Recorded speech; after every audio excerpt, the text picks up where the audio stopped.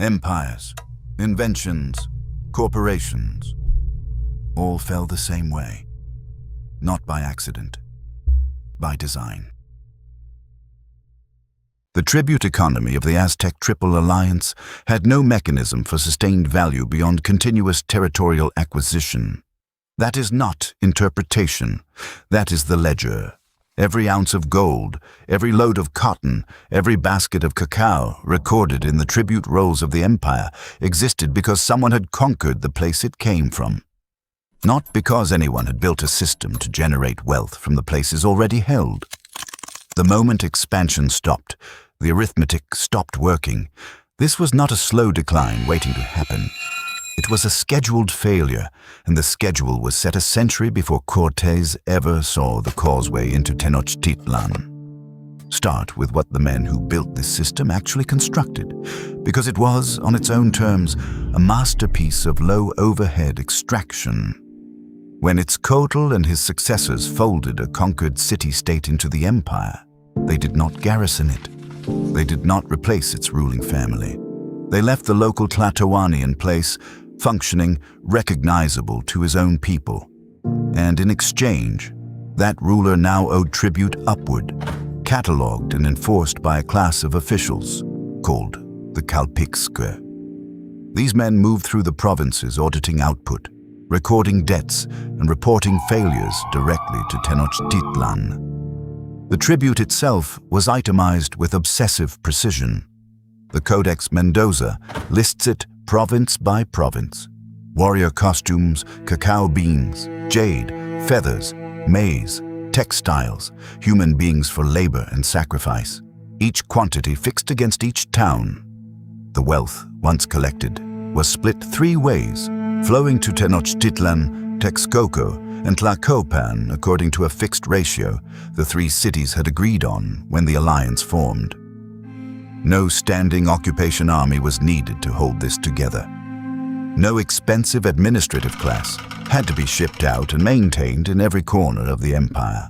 It was, by the engineering standards of any pre-industrial state, remarkably efficient.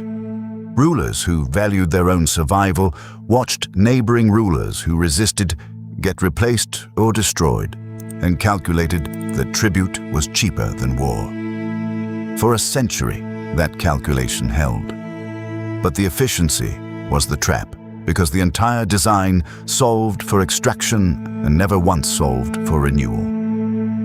Here is the specific mechanical failure. Tribute quotas were set against the productive capacity of the territory at the moment of conquest, and they were not structurally designed to increase afterward. There was no mechanism inside the system for raising tribute on an already subjugated province without triggering the exact kind of revolt the low overhead model was built to avoid. You cannot double the tribute on a city that already resents the Calpixque standing in its market square recording debts. You cannot invest in irrigation or infrastructure to grow the tax base because the system was never built with a treasury function for internal reinvestment. The wealth flowed up and out to the 3 capitals, not back down into productive capacity. There was no diversified internal economy sitting underneath the tribute layer to absorb a slowdown. There was only the tribute layer and one lever to increase it: conquer something new. Growth in this system was never aspirational. It was load-bearing. Remove it, and nothing holds the structure up. Consider what this meant for the priesthood and the nobility who depended on the flow because they were not separate from the mechanism. They were embedded inside it as a permanent, growing claim against a static base. Every campaign produced new nobles who had earned rank through military distinction, and Aztec social advancement ran almost entirely through combat achievement. A warrior who took a specified number of captives in battle rose in status, received land grants, received a share of tribute goods, received the right to wear specific cloaks and ornaments denied to commoners. This is not incidental detail. It means the reward structure of the entire aristocracy was itself a growth-dependent instrument layered directly on top of the growth-dependent tribute base. Every year of conquest created new claimants on the tribute stream permanently, with no corresponding mechanism to retire old claims or expand the underlying productive base to match. The system was not merely failing to grow the pie. It was actively increasing the number of hands reaching for a pie that had already stopped growing years before anyone at court was willing to say so aloud. For roughly 100 years, nobody had to find that out because nobody stopped pulling the lever. Under Moctezuma I, under Axayacatl, under Ahuitzotl, the empire kept expanding, and every new conquest reset the clock on an insolvency that was already written into the founding logic. Ahuitzotl, in particular, pushed the empire to its farthest reach, campaigning as far as the Xoconochco region on the Pacific coast of what is now Guatemala, dragging in tribute from territories that had never sent so much as a feather to Tenochtitlan before. Each new province absorbed meant a fresh injection of goods, fresh captives, fresh proof to the nobility and the priesthood that the machine was working. But nothing was fixed, nothing was diversified. The base under the extraction layer was exactly as thin as it had been under Itzcoatl. The empire simply kept outrunning the exposure of that fact. Look closely at what conquest was actually purchasing beyond material tribute, because there was a second currency running parallel to cacao and cotton: captives for the ritual calendar. The religious apparatus of the empire, the dedications, the new fire ceremony, the feeding of a cosmology that framed the sun itself as dependent on human sacrifice for its continued movement across the ski, required a continuous supply of captured bodies that domestic production simply could not provide. This is a second load-bearing dependency stacked on top of the first, and it multiplies the fragility rather than merely adding to it. A tribute shortfall was an economic problem. A captive shortfall was a theological crisis, because the entire legitimating ideology of the state told its population that without new war captives, the sun itself was at risk. The famous flower wars against Tlaxcala and its neighbors were partly a solution to this specific problem. Ritualized combat designed to generate captives without full territorial annexation, run precisely because the empire had begun brushing against the limits of conventional conquests even under Ahuitzotl. That itself is a diagnostic signal. When a state invents a substitute mechanism for the thing its core system can no longer reliably produce, the substitute is not evidence of strength. It is a symptom logged years before the collapse, hiding in plain sight inside the very ceremonies historians later mistook for cultural vitality. Subscribe to see the next empire that collapsed on a schedule its own founders wrote, long before anyone thought to read it. By the time Moctezuma II inherited the throne, the lever had nearly nothing left to pull. The empire had reached a geographic and logistical ceiling. Supply lines for further campaigns were stretched near their limit, and directly to the east sat Tlaxcala. Never conquered, deliberately left as a hostile enclave the Triple Alliance used for ritual warfare, but also a permanent, visible proof that expansion had a wall.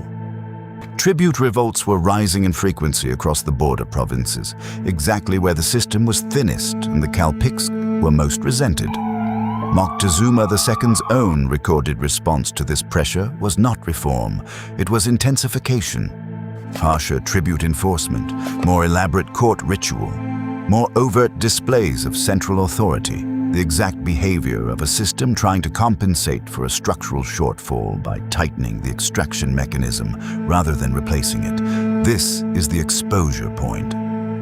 Not a moral failing, not bad leadership, a system built entirely on a single growth variable, watching that variable flatten in real time with no substitute mechanism to fall back on. Into this, not into a thriving empire at its peak, but into a tribute economy already hemorrhaging legitimacy at its edges. Hernán Cortés landed in 1519 with a few hundred men. He did not need to defeat the empire alone because he did not have to.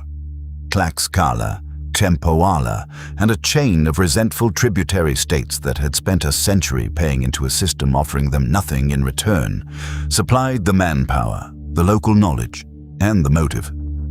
The Spanish arrived carrying steel and horses. They found an army of the empire's own tributaries already standing there, waiting for a reason. Notice what this means for the sequence of events that followed the initial contact: the smallpox outbreak, the siege of Tenochtitlan, the eventual surrender under Cuauhtémoc. Those events are usually presented as the cause of the fall. They are better understood as the closing entries in a ledger that had already been running negative for a generation. A healthy, cohesive tribute empire with a diversified internal economy does not hand a few hundred foreign soldiers an army of tens of thousands of willing allies drawn from its own subject population. That alliance was not manufactured by Spanish diplomacy. It was harvested, fully formed, from decades of accumulated resentment that the tribute system had generated as a permanent byproduct of its own design and had no mechanism to relieve. This is not a uniquely Aztec mechanism. It is a recognizable structural category. The Mongol tribute economies that fed the Golden Horde ran on precisely the same logic.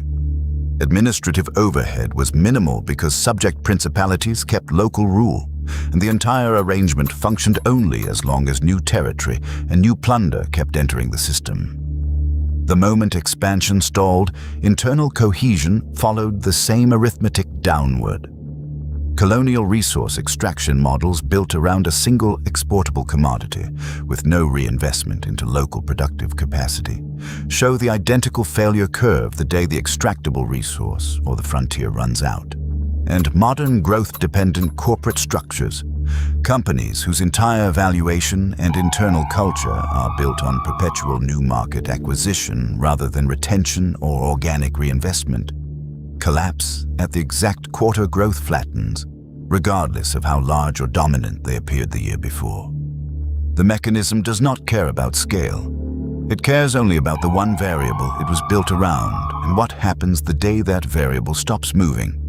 The empire did not fall to 400 men. It fell to arithmetic that had been running since its Coatl, and Cortés simply arrived on the day the number reached 0.